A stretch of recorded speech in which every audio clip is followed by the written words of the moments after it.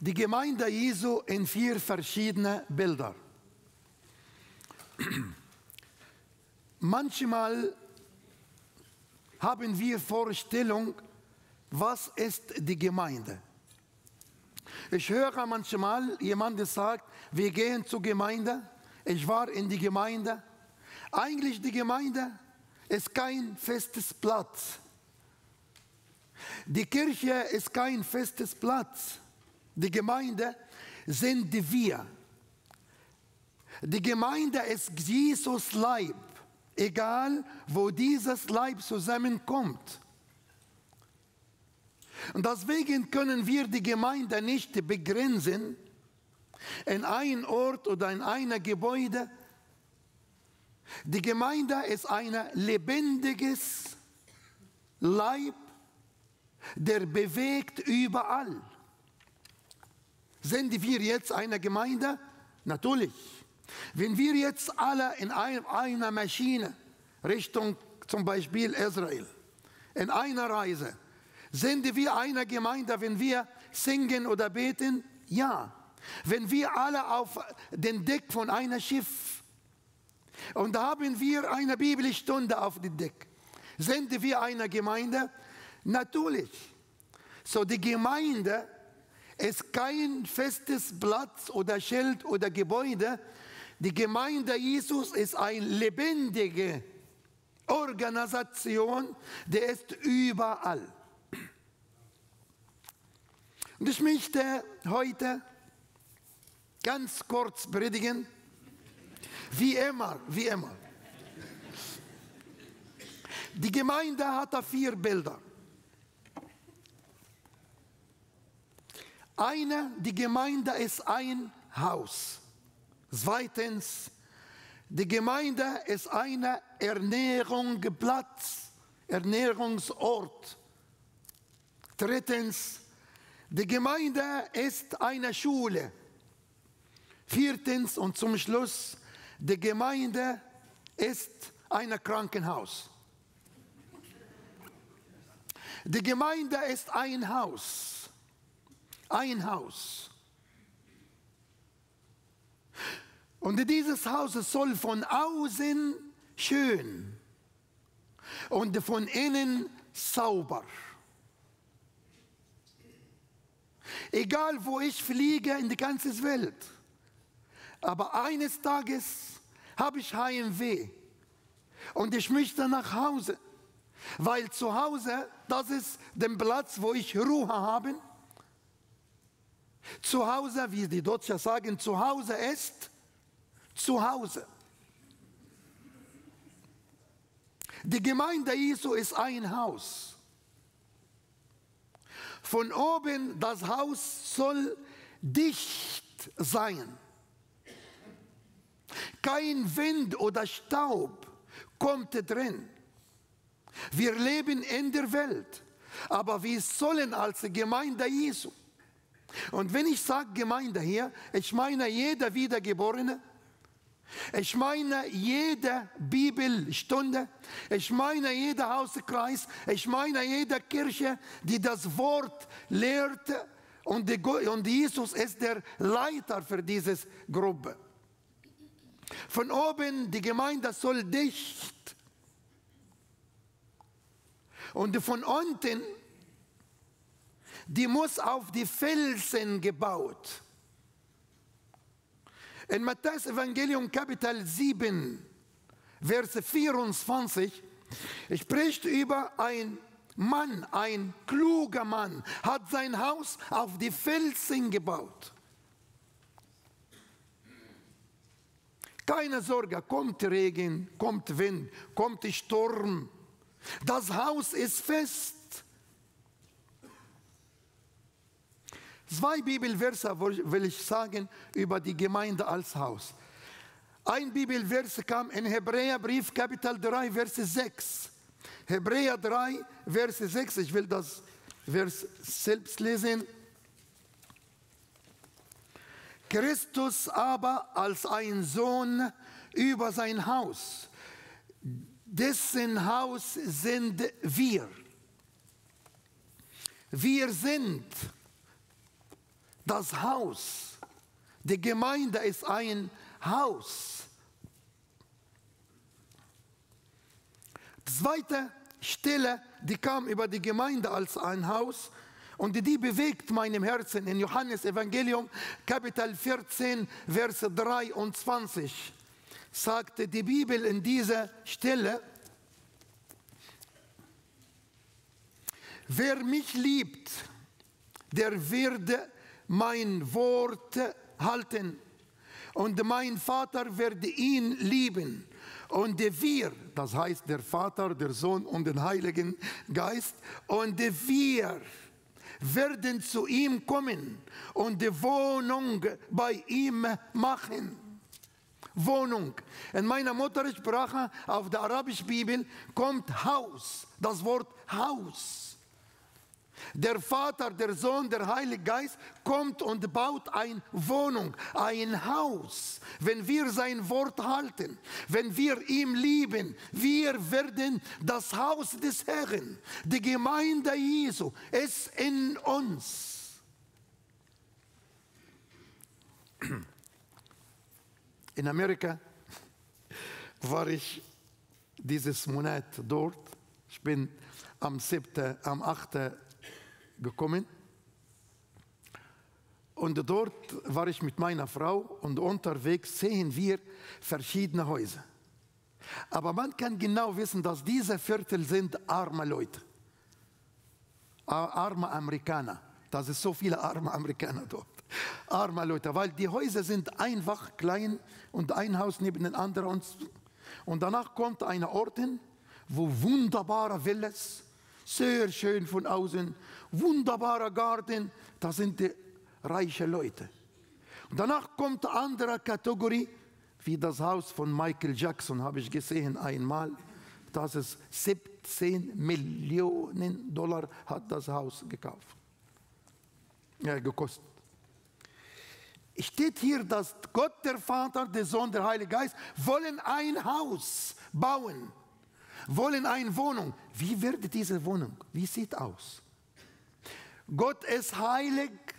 Er wird kein Haus bauen, nur wenn dieses Herzen heilig ist, sauber, rein ist. Gott ist schön. Lies mal über Jesus Christus. In Psalm 45, wenn es steht in Vers 2, er ist der Schönste unter den Menschenskind.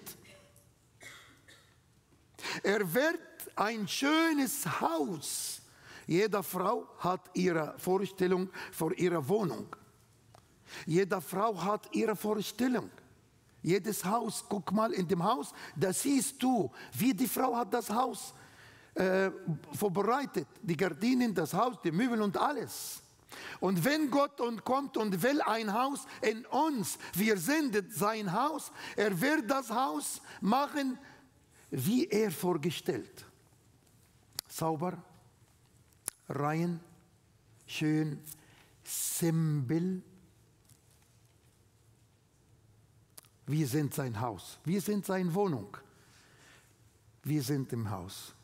Ein Haus, so richtig von außen schön. Und das ist ein Symbol für unser Zeugnis als wiedergeborener Christ. Die Leute sehen nicht die Glaube, die in unserem Herzen sind. Die Leute verstehen nicht, aber die sehen uns von außen. Die Nachbarn wissen genau, dass wir Christen sind. Die sehen wie wir uns benehmen. Als ich ganz neu nach Deutschland gekommen bin, hatte ich manchmal Schwierigkeiten mit unseren Nachbarn. Die, Gott sei Dank, mittlerweile sind wir sehr, sehr gut befreundet. Manche von denen sind mit mir 2-mal nach Ägypten auch gereist. Anderer Nachbar hat seinen Schlüssel zu uns gebracht, sagt, bitte, lasst das bei euch jetzt. Vielleicht irgendwann vergessen wir oder kommt die Gäste oder die Kinder kommen, da können wir sagen, geh mal zum Nachbar. Der Nachbar, der wollte mich nicht begrüßen. Heute hat er seinen Schlüssel bei uns zu Hause. Er hat beobachtet, wie wir uns benehmen. Die Bibel sagt auch, wir sind jetzt Vorbild. für die Menschen, für die Welt und für die Engel. Die Engel selbst, die Engel, die bewundern sich, warum hat der Herr diese Leute ausgewählt. Da kam ein Wort dreimal, wer ist sie? Wer ist sie? Und wir haben von Bruder Samuel, er hat gelesen für uns diese 3 verschiedene Bibelstellen. Die fängt an mit, wer ist sie? In Hohelied, Kapitel 3, Vers 6. Wer ist sie?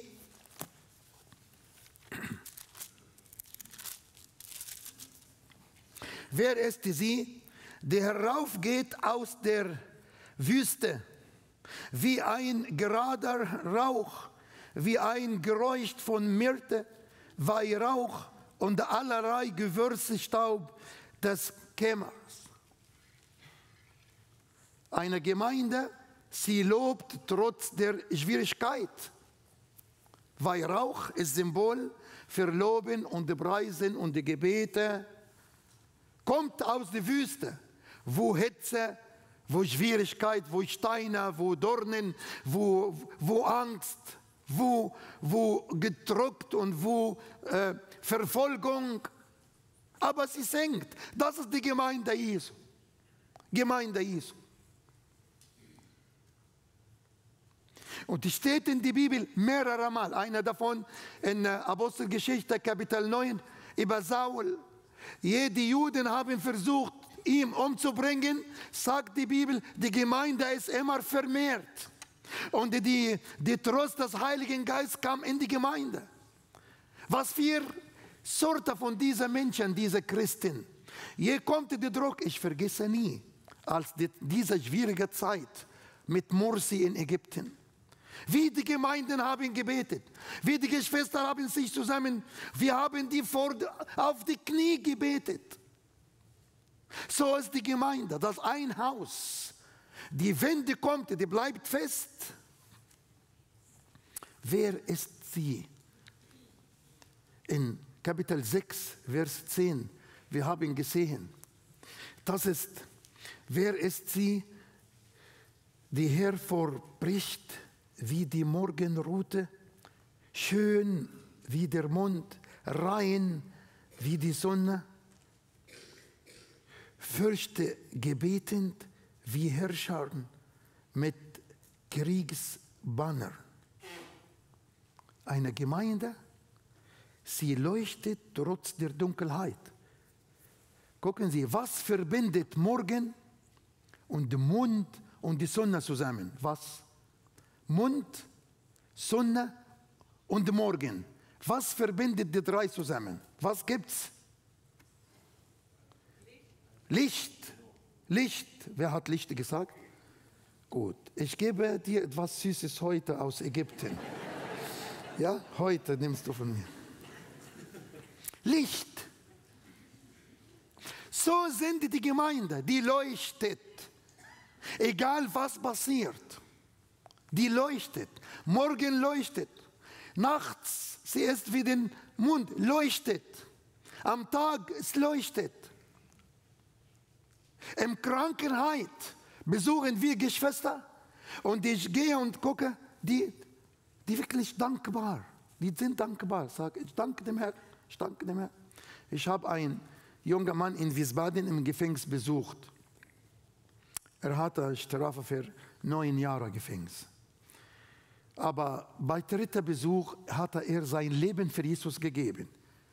Er ist wirklich ein wiedergeborener Christ. Immer beten wir und lesen im Gefängnis. Und danach bei letzter Besuch hat gesagt, weißt du, Bruder Elia, vielleicht wunderst du dich. Ich danke dem Herr Jesus, dass ich im Gefängnis bin.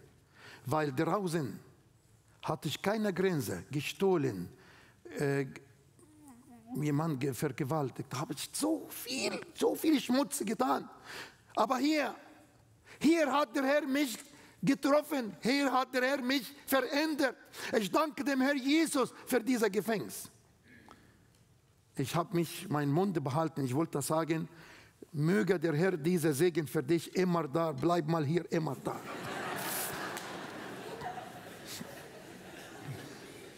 Wer kann das glauben, wenn einer sagt, ich danke dem Herrn wegen dieser Schwierigkeit?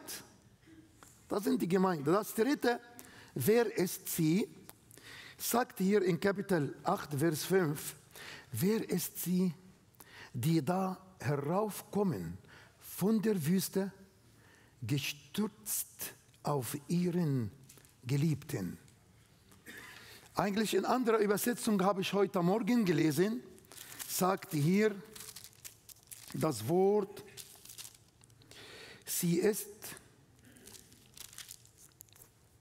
ja, steht hier, und lehnt sich auf ihrem Freund. Als Lufthansa hatte dieser riesengroße, Streik. Riesengroßer Streik war ich im Flughafen Frankfurt und ich sah ein Bild, es stand so. Ein Mann sitzt, die Leute waren sehr müde. 2, 3 Tage warten auf die Maschine. Der Mann sitzt, pass auf von dem Koffer, die Frau schläft auf seine Schulter fest. Und er hatte ein Baby vor ihm und eine Tochter in seiner Hand. Und er sitzt. Da kam dieser Bibelvers direkt zu meinen Gedanken. Wann kann man sich lehnen? Wenn ich Vertrauen habe, dass diese Person ist fest, er wird nie seine Schulter weg. So ist unser Herr Jesus Christus. Auf dem Herrn können wir immer vertrauen. Immer vertrauen. Auf seine Verheißung, die ist in die Bibel, können wir uns vertrauen. Wer ist sie? Diese Frage haben wir als Studenten in der Uni einmal gefragt. Wir waren eine Gruppe von armen Studenten in der Uni, aber einer von uns heißt George, wir werden das nie vergessen. Er war sehr, sehr, sehr reich. Sein Vater hatte so viel Landwirtschaft, die hatten viele Bienenstücke. Das war die größte Bienen produzierten in dieser Umgebung. Er kommt aus der Stadt, wo meine Mutter auch geboren heißt, Al-Fayoum, in selber Stadt. Der einzige Student, der hatte eine neue Mercedes. 1900, ich rede von 1972. Sehr guter Kerl. Er ist Christ wiedergeboren, hat immer viel gegeben an Armen und an Weißes Haus, hat immer Honig gegeben. Eines Tages, George ist nicht gekommen zu der Uni und danach haben wir gefragt, was ist los? Da hat einer gesagt, George ist verlobt. Er ist verlobt. Wisst ihr, was die Frage, die wir alle auf einmal gefragt haben? Was war das? Wer ist sie? Welche Frau, die George wird heiraten? Und wir waren total still, als wir wussten, George hat ein Mädchen aus dem Kinderheim verliebt und verlobt. Und heute sind die glücklich verheiratet. Und als ich mich bewundert, bin ich zu meinem Zimmer gegangen. Am Nachmittag kam zu meinen Gedanken. Warum bewunderst du dich? Ist nicht Jesus Christus der Reiche gekommen zu der Erde und hat dich verlobt, hat dich als Braut mit der Gemeinde ausgewählt? Ist es nicht ein Symbol für den Herr Jesus Christus? Der kam und hat uns, wer ist die? Wir dürfen auf seine Schulter, wir dürfen auf seine Verheißung wirklich festhalten. Zweite, die Kirche ist ein Nahrungsplatz. Die Kirche soll ein Haus, wo ich Ruhe finde, oder die Kirche soll wie ein schöner Restaurant, ein Nahrungsplatz. Im Psalm 23, Vers 2, der Herr ist mein Hirte. Am Anfang, der Herr ist mein Hirte, mir wird nichts mangeln, er führt mich zum grünen Aue. Grüne Aue. In dieser grünen Aue gibt es immer frische frische Nahrung. Die grüne Aue ist Gottes Wort. Das ist jeden Tag frisch. Das ist unser grüne Aue. Wenn wir sagen, Jesus ist, die Gemeinde ist das Haus, Jesus ist der Fundament. Die Gemeinde ist Nahrungsplatz, Jesus ist der Hirte. Der weiß genau, was wir brauchen. Wenn ich frage eine Mutter von euch heute Morgen, wie viele Kinder habt ihr? Vielleicht sagt einer, hier natürlich sagt man 2. Bei uns in Ägypten sagt 7. Kinder, viele Kinder. Wie viele Kinder sagt 2? Was essen die Kinder? Sagt, diese Mädchen, sie isst überhaupt nichts.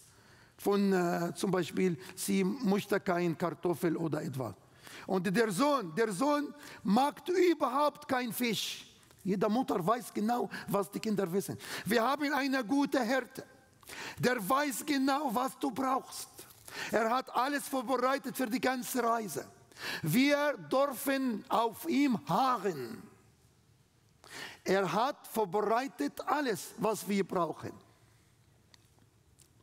Und in diesem Nahrungsplatz finden wir sehr reiche Nahrung und sehr süße Nahrung. Dieser Bibelvers in Psalm 19, ich denke, das ist Vers 11, 19:11, auf Arabisch wird 10, weil es gibt immer ein Bibelversunterschied zwischen Arabisch und Deutsch in die Psalmen. Psalm 19, Vers 11 steht über Gottes Wort, sie sind kostlich den Gold und viel feines Gold. Sie sind süßer den Honig und Honigseim. Honigseim. Süßer. Drittens, die Kirche ist eine Schule. Die Gemeinde Jesus ist eine Schule. Und Jesus ist der Lehrer. Aber diese Schule hatte keine Adresse. Keine Adresse. Egal wo Jesus mit seiner Gemeinde sind, das ist die Schule. Wo die Bibel geöffnet und sind wir mit dem Namen Jesus, wie Matthäus Evangelium Kapitel 18, wenn 2 oder 3 von euch zusammen mit meinem Namen sich sammeln, bin ich dabei. Das sind die Schule. Und der Lehrer ist immer da. Ist immer da. Wir lesen von Jesus Christus über diese Schule. Hat er gesprochen einmal in Lukas Evangelium 4,31, sagt, dass er gegangen jeder Sabbat und hat denen gelernt. Hat denen gelehrt. Wo ist die Schule, wo die Kinder Gottes zusammenkommen? Wer ist der Lehrer? Wir haben nur einen einzigen Lehrer. Ein einziger Meister. Das ist der Herr Jesus Christus. Viele Bibelerklärer, viele Evangelisten, viele Pastoren, viel. Aber ein einziger Lehrer. Es klingt in mein Ohr das Wort, was Martha zu ihrer Schwester Mariam gesagt hat. Der Lehrer ist gekommen. Er ruft dich. Der Lehrer. In Johannes Evangelium Kapitel 3 sagte Nikodemus, Lehrer oder Meister, gibt es kein anderer. Gibt es kein anderer. Deswegen will ich mich und uns alle ermahnen. Wenn einer steht in der Gemeinde, in einem Platz, in hier oder hin und macht von sich der Lehrer, pass gut auf. Oder in dem Fernsehen auch sehen wir manche Programme, wo der Prediger macht von sich einen heiligen Schein, pass auf. Wir haben einen einzigen Lehrer. Er ist unser Lehrer. Zum Schluss, die Gemeinde ist ein Krankenhaus.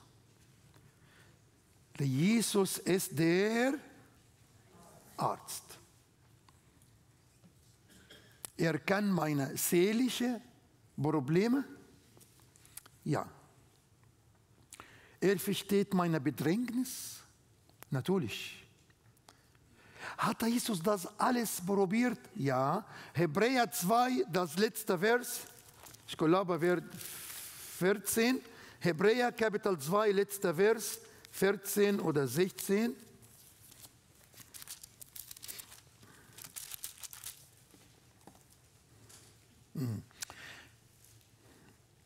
Denn worin er selbst gelitten hat und versucht worden ist, kann er helfen denen, die versucht werden. Er hat den Weg für uns gegangen. Er versteht, was heißt Einsamkeit. Wenn jemand mitten unter uns heute leidet unter Einsamkeit oder unsere liebe Geschwister in den Seniorenheim, die manchmal fühlen sich Einsamkeit. Jesus hat das probiert. Am Kreuz haben die alle ihn verlassen und er war der Einzige. Und eine Prophetie in dem Psalm über Jesus sagt, ich war wie ein Vogel alleine auf dem Dach. Allein sein. Schmerz. Lies mal Jesaja 53 über die Schmerz, die er gehabt hat. Durst und was für Durst auf dem Kreuz. Er hat alles probiert. Er war für uns. Er ist gegangen für uns. Er hat alles für uns gemacht. Diese steht in Matthäus Evangelium 9, 35. Jesus war auf meiner Muttersprache, steht, wie ein Arzt, der keine Klinik hat. Ein arabisches Wort heißt Yatuf. Yatuf sagt man über jemanden, der keine Klinik hat. Haben Sie gehört von einem Arzt, der immer sein Leben lang geht zu den Patienten? Wenn das passiert in meiner Heimat, das wäre teuer, heißt Hausbesuch. Wenn der Patient kann nicht sich bewegen und wir müssen des Arzt bis nach Hause, da müssen wir viel bezahlen. Aber er ist gegangen, überall. Sein Krankenhaus war immer offen für Augen, für Leute, die können nicht reden, Leute, die können nicht hören, Leute, die ein Mann, der 38 Jahre im Bett ist da. Eine Frau, die 18 Jahre, sie konnte ihre Rücken nicht gerade halten. Kinder, Jugend, Männer, Frauen, ein Arzt für alle, ein Arzt für immer. Er kommt bis zu dir in deine Wohnung. Rufe dem Herrn. Psalm 50, Vers 15, auf Deutsch wird vielleicht 16. Rufe mich in dem Zeit des Not. Rufe mich. Ich komme. Ich komme. Bist du bereit, eine Gemeinde in deinem Haus zu öffnen? Die Bibel hat dreimal über die Gemeinde in deinem Haus gesagt. Einmal kam das Wort in Kolosser 4,15. Da war ein Mann, der heißt Nymphas. In dem Haus von Nymphas war eine Gemeinde. In Römer Kapitel 16, Aquila und Priscilla. In Aquila und Priscilla sagt, Grüße an euch, an Aquila und Priscilla und an die Gemeinde in ihrem Haus. Das dritte Mal, das kam in dem Buch Philemon und sagt in Philemon, Vers 2, Grüße an die Gemeinde in deinem Haus. Hast du eine Gemeinde zu Hause? Hast du eine Gemeinde zu Hause? Wenn Jesus ist unser Haus und wir sind das Haus Jesu, wenn Jesus ist unser Hirte und er gibt uns die Nahrung. Wenn Jesus, er ist der Lehrer und wir sind die Jünger in seiner Schule. Wenn Jesus ist unser Arzt und wir kommen mit aller unserer Schwierigkeit, Schmerz und Krankheit, Da will ich zum Schluss ein Bibelvers lesen. Im Psalm 57, Vers 8. Auf Arabisch wird Vers 7. مزمور 57 بالعربي آية 7. Sagt hier, mein Herz, auf Arabisch kommt fixed oder fest, ثابت. Auf Deutsch kommt bereit. Bereit heißt gehez. Mein Herz ist bereit, Gott, mein Herz ist bereit, dass ich singe und lobe. Mein Herz ist bereit, aller Zeit zum Singen und Loben. Ich habe mich bewundert, letzten Sonntag nach der Gemeinde, da hat eine Schwester mich begrüßt. Sie hat geblieben hier, bis alle Leute weggegangen. Und sie hat gesagt, ich habe eine Bitte. Aber du sollst meinen Namen nicht äußern. Ich sagte, was ist die Bitte? Sie hat gesagt, alle meine Familie oder Verwandten, fast alle sind gestorben. Ich bin die Einzige jetzt. Und ich danke dem Herrn Jesus Christus, der mich erlöst. Ich bin seine Tochter. Und mein Wunsch, dass du sagst von hier, wenn du predigst nächste Woche über heute, dass mein Wunsch ist, ich kann eine Geschwister aus Mitternachtsruf, aber das ist das Programm für meine Beerdigung. Und ich wünsche mir genau, dass das erste Lied wird, Gott ist die Liebe. Dann will ich das Predigt von Psalm 36. Und ich möchte eine Braladolium von J.S. Bach Nummer 1. Und ich möchte, dass Samuel Rendesbacher oder Freddy Peter oder jemand aus der Gemeinde hier Mitternachtsruf predigt. Und sie hat auch geschrieben, wo ist die Beerdigung? Ich habe viel geguckt, die liebe Schwester ist hier. Sie hat das mir gesagt. Es fehlt eine einzige Sache, liebe Schwester. Den Datum für die Beerdigung hast du vergessen, das zu schreiben.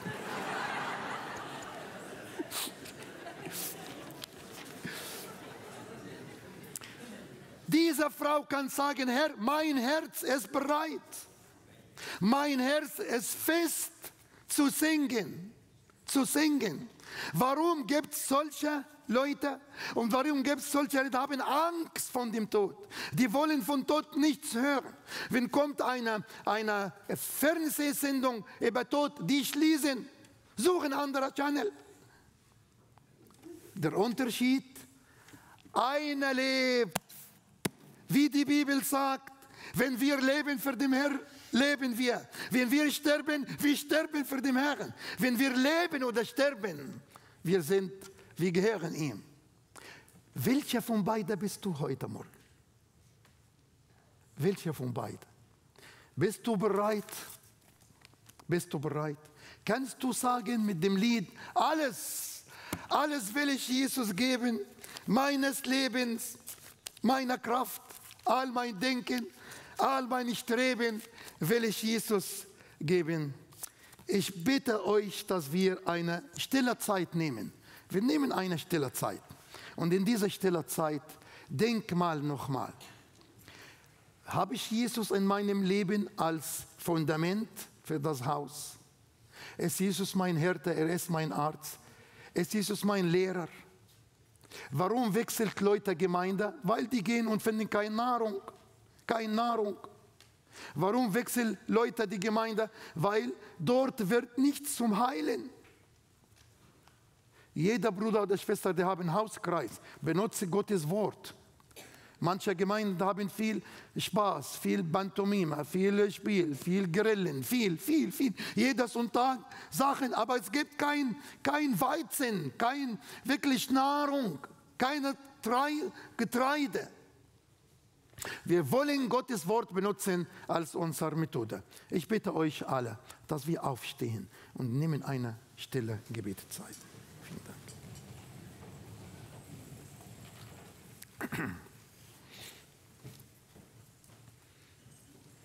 Eine einzige Minute stehen wir still, ganz still.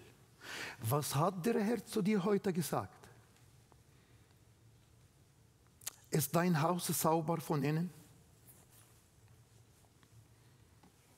Wenn der Herr Jesus kommt persönlich und will dich besuchen, ist jede Sache in die Wohnung passt mit seiner Herrlichkeit?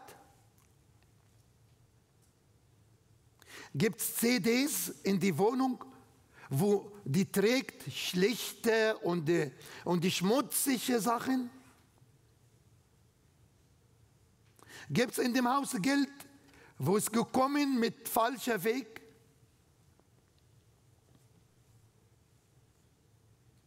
Der Herr will bei dir Wohnung öffnen, bauen, machen.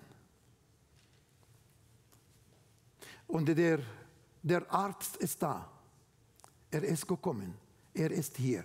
Er will unser Haus heilen, unserem Herzen heilen.